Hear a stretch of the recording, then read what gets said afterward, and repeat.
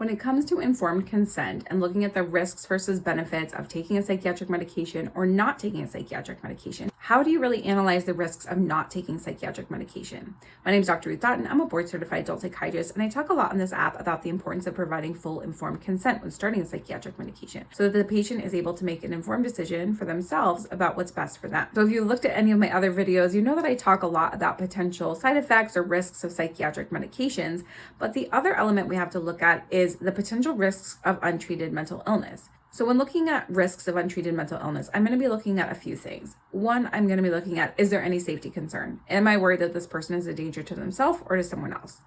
The second is going to be how severe and debilitating their symptoms are.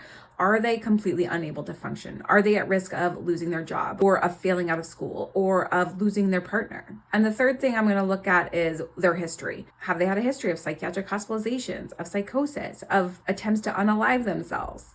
There are certainly situations in which a higher risk medication may outweigh those risks of untreated mental illness. And that's why you see us using more potent psychiatric medications, things like antipsychotics, for people who have a high risk history. So in my perspective, it's important that those risk levels kind of correlate. I'm not going to use a high risk medication for someone who has a low risk of untreated mental illness. Let me know your thoughts about this in the comments. I'm also putting together an email list for those of you who are interested in my content so that I can communicate directly with you all about future courses or offerings. So if that's you, then send me a DM with your email and I'll see you in the next one.